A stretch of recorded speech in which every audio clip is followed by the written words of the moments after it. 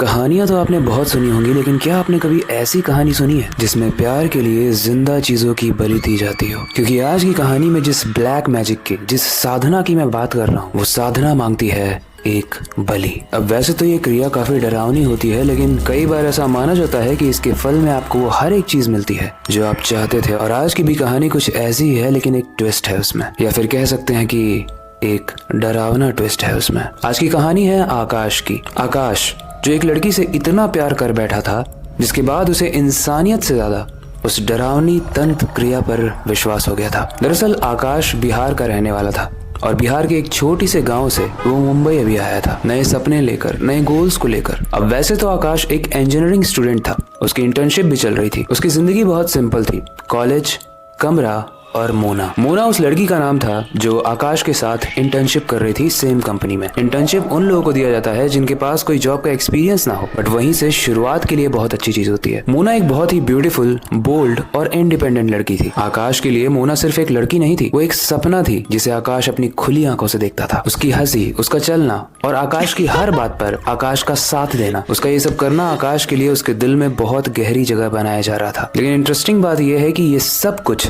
सिर्फ आकाश के दिल में हो रहा था। क्या मोना भी उससे उतना ही प्यार करती थी? और क्या है ये ओवरऑल स्टोरी, वही जानेंगे आज की स्टोरी में। बहुत इंटरेस्टिंग है।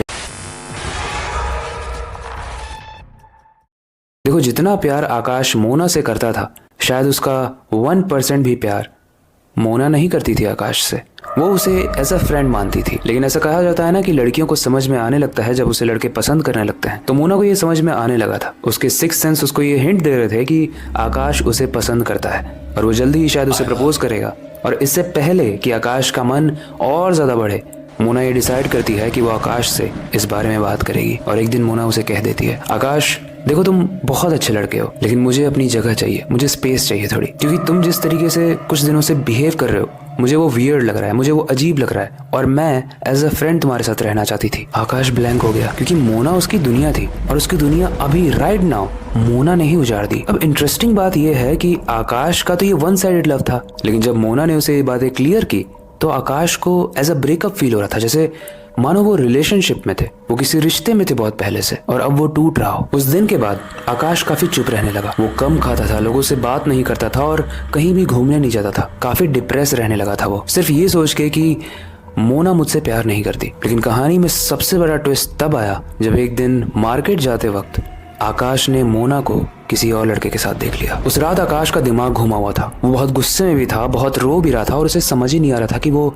क्या करे। वो गूगल पर जाकर सर्च करता है कि किसी को भी अपनी जिंदगी में वापस कैसे लाएं। अब वैसे तो उसके सामने बहुत सारे घरेलू नुस्खे भी आते हैं जो कि बड़े अजीब थे, लेकिन जो सबसे इंटरेस्टिंग चीज आकाश को दिखती है वो है एक तंत्र क्रिया। और इस तंत्र क्रिया का नाम था अप्सरा साधना। उसमें लिखा था कि मन चाहा प्रेम इस तंत्र सिद्धि से मिलेगा, और वहां अंडरलाइन करके लिखा हुआ था, सिर्फ 11 रातों में आपको आपका प्रेम मिल जाएगा बिना किसी समस्या के। जहां ये इन्फॉर्मेशन लिखी थी उसके नीचे एक नंबर भी था।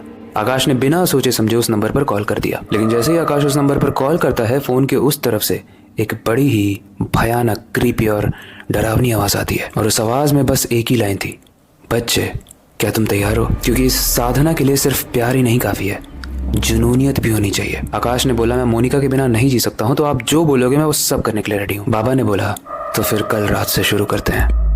वो बाबा बताते हैं कि हर रात 11 बजे आकाश को उस फोटो के सामने मंत्र पढ़ना होगा, और वो फोटो होगी मोना की। और अगर उसने ये क्रिया कर ली तो आखिरी दिन मोना खुद चल के उसके पास आएगी। लेकिन एक बार अगर शुरू कर दो तो पीछे मत हटना, क्योंकि इसका बहुत डरावना अंजाम हो सकता है। अब पहली रात, जैसा बाबा ने बताया था, आकाश सारा सामान लेकर एक तालाब के किनारे बैठ जाता है, जिसमें वो सारा ही सामान था जो बाबा ने बताया था, जैसे मोना की फोटो, एक लाल दुपट्टा, कपूर, एक मिट्टी का दिया और मंत्र लिखा हुआ कागज। उसने मंत्र का उच्चारण करना शुरू किया, ओम ह्रीम क्रीम मोनिकाय नमः, इस टाइप का कुछ तो मंत्र था। पहली रात निकली, कुछ नहीं हुआ।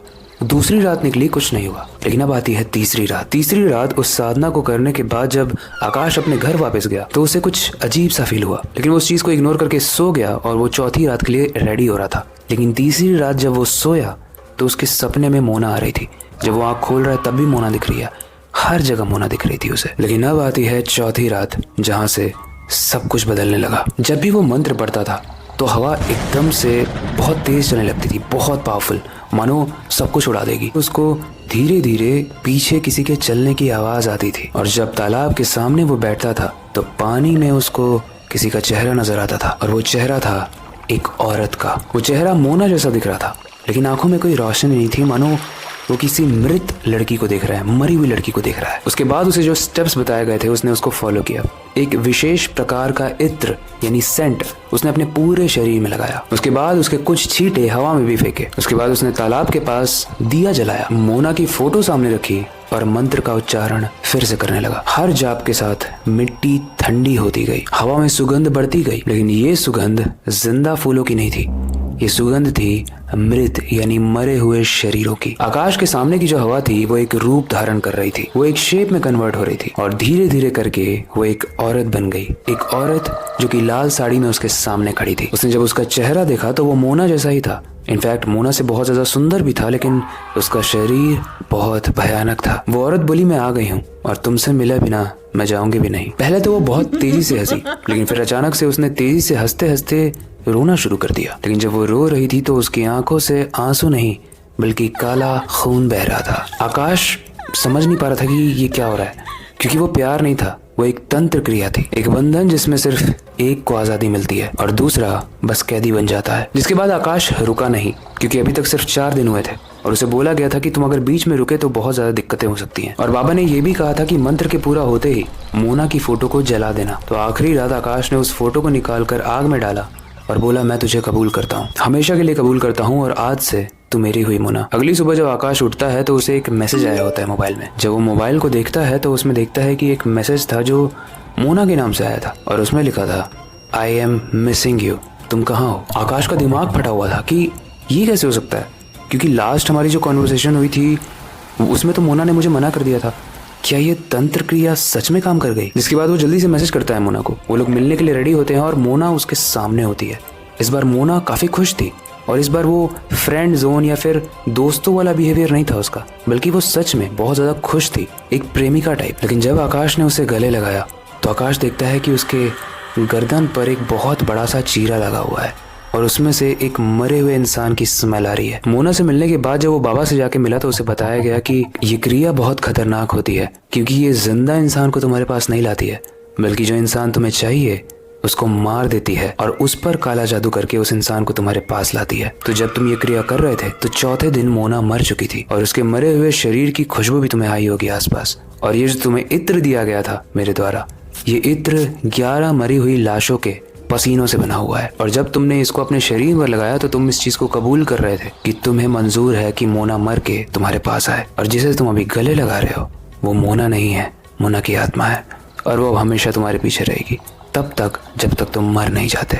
और ये सुनने के बाद आकाश बहुत शॉक्ड हो गया, उसके पैरों के नीचे से जमीन खिसक गई। उसने बोला, बाबा मुझे मरी हुई मोना नहीं चाहिए थी, मुझे चाहिए थी जिंदा मोना जिसे मैं प्यार कर सकूं। लेकिन बाबा ने बोला कि काली चीजें ऐसे ही काम करती है, तुम्हें समझना चाहिए था अगर मोना तुमसे प्यार नहीं करती तो ये तरीका सिर्फ उसे मारता ही। वेल गाइस, कहानी तो यहीं तक थी, लेकिन इस कहानी को पढ़ने के बाद एक चीज तो सेंस बनती है, शायद ये काला जादू काम किया हो ना किया हो, बट ये लगभग मरने के बराबर ही है अगर आप किसी इंसान को पसंद नहीं करते हो फिर भी आप उसकी लाइफ में अगर रहते हो तो।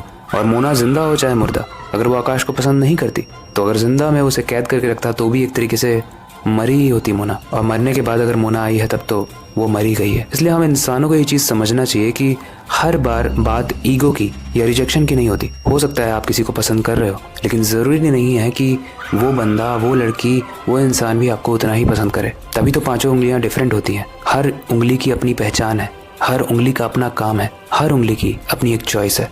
एंड सेम इसी तरीके से इंसानों की भी। आज की कहानी काफ़ी इंटरेस्टिंग थी, आपको कैसी लगी हमें कमेंट सेक्शन में ज़रूर बताना। और आपको क्या लगती है, ये कोई ब्लैक मैजिक जो होती है और काली तंत्र क्रिया, साधनाएं, ये सब काम करती हैं या फिर ये बस एक मिथ है? हमें कमेंट सेक्शन में ज़रूर बताना, हम आपके सारे ही कमेंट्स को पढ़ते हैं। पिछले वाली वीडियोस में काफ़ी लोगों ने बोला था कि उन्हें लगता है कि भूत होते हैं, काफ़ी लोगों ने उसका अगेंस्ट भी किया था, तो हमने सारे कमेंट्स पढ़े थे क्योंकि हम आपके सारे कमेंट्स पढ़ते हैं। आपके पास अगर कोई सजेशन है जो आप हमें देना चाहते हो, जो हम आने वाली स्टोरीज़ में कवर करें, तो उसका टाइटल आप हमें कमेंट सेक्शन में बता सकते हो। बाकी वक्त आ चुका है इस स्टोरी को एंड करने का और नई स्टोरी पर काम शुरू करने का, लेकिन जाने से पहले मैं बस एक ही चीज़ कहना चाहूँगा, अपनी क्यूरियोसिटी को डाय मत होने देना, नई चीज़ें सीखते रहना, अपने बेड के नीचे और खिड़की के बाहर ज़रूर देख लेना। मिलते हैं अगली वीडियो में।